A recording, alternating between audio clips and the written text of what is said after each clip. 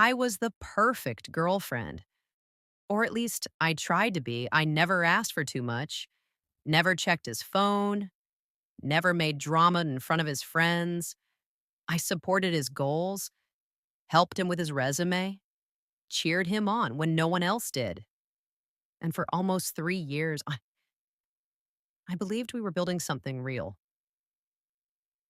We moved in together after a year, split bills, bought furniture, talked about marriage, kids, even looked at houses once. Now, just for fun, he said. He told me I was his piece, said I grounded him, said he'd never met anyone like me. I believed him. I thought I'd finally found someone who didn't just love me, but respected me. I was wrong. The first red flag? His phone started living face down, notifications silenced, trips to the bathroom with it in hand, even during movies. When I'd ask, he'd brush it off. Work drama, you know how my boss is. Then came the late nights, extra meetings, last minute projects, and still, I gave him the benefit of the doubt because love makes you stupid. And I was really in love. But the universe has a funny way of revealing the truth. It wasn't a lipstick on the collar or a text message, it was a charger. His iPad charger went missing and he borrowed mine. A few days later, I found it plugged in behind the couch. Curious, I turned on the iPad. No password. I wasn't snooping. Not at first, but the moment I opened Safari, I saw her name, search history, hotel bookings, message previews, and then photos, screenshots, videos, a full-blown second life with her, a woman he'd been seeing for over a year. She wasn't just a fling. He was in a relationship with her, told her I was his crazy ex who wouldn't move out, said he was waiting for the right time to cut things off. They went on weekend trips, the same weekends I thought he was out of town for work. He bought her jewelry, called her babe, told her she was the one, and all this while sleeping next to me, kissing me, promising me a future. My heart didn't break, not right away. Instead, I sat there, silent, shaking, number.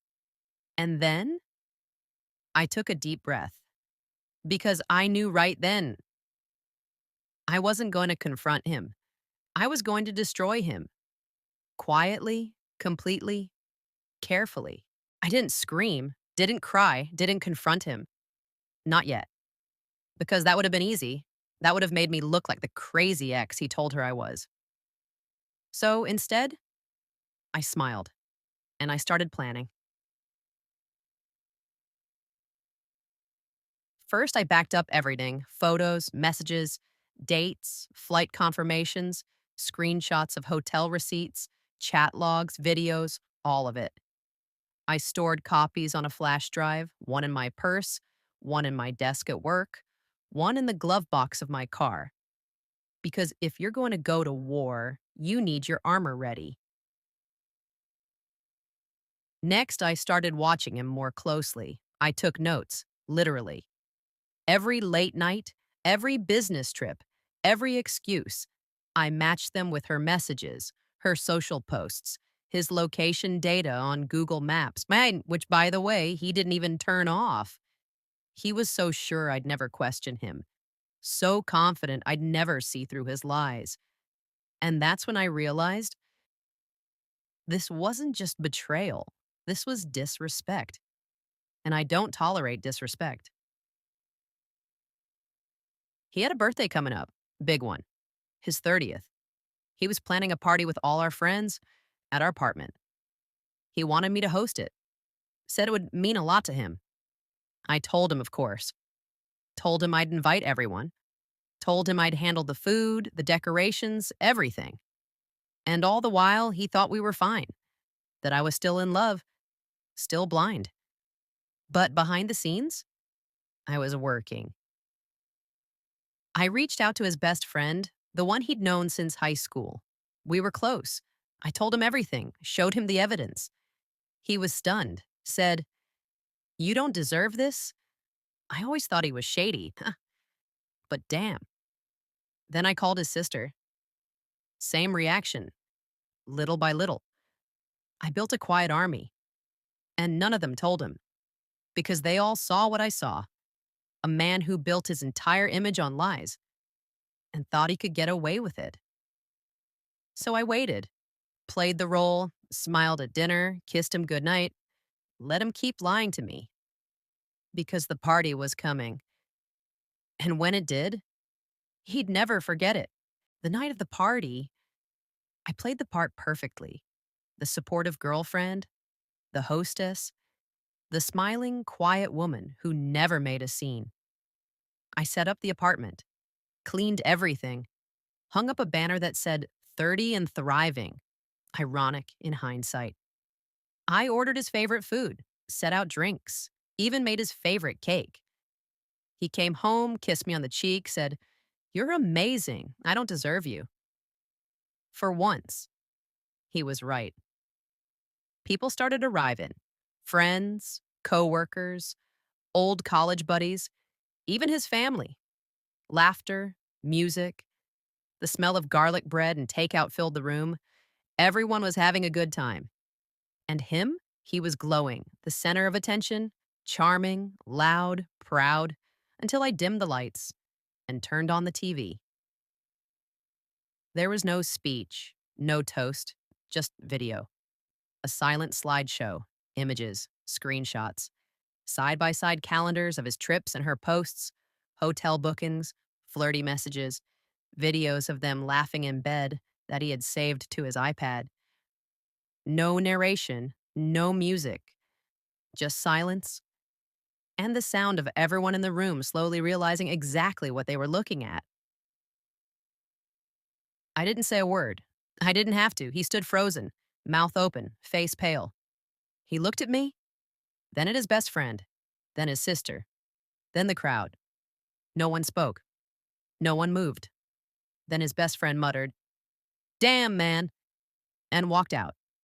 His sister followed, then two of his coworkers, then more, until it was just him and me. He finally said something. "You're insane." I smiled. That same smile I gave him the night I found out. Then I walked into the bedroom, grabbed the small suitcase I'd packed days before, and left. I didn't block him, didn't scream, didn't post anything online. But the next morning, the screenshots made their way to her and her sister and her boss, who, funny enough, was also his boss. Apparently, it wasn't just the two of us. After I walked out that night, I never looked back. I stayed at a friend's place for a few weeks, then signed a lease on a cozy one-bedroom across town. No shared drawers, no hiding places, just peace. I cut him off completely. No contact, no texts, no explanations, because he didn't deserve closure. He tried calling, texted me paragraphs, voicemails at 2 a.m., all the classics. "Please, just talk to me. We can fix this. You misunderstood everything." But I didn't misunderstand anything. He did. He misunderstood who I was. He thought I was weak, too kind, too quiet to ever do anything about it. And that's what made it so satisfying. I never replied, never engaged, but I saw the fallout. His other girlfriend dumped him, publicly, brutally, posted screenshots, tagged him, even exposed his lies at work. Apparently, she wasn't the only one he'd been cheating on. His boss found out. HR got involved, a formal complaint was filed, and just like that, he lost everything. He moved out of the apartment we once shared, sold his car, disappeared off social media for a while. Friends dropped him. People who used to sing his praises now wouldn't return his calls. And me? I was free. No guilt, no drama, no mess to clean up.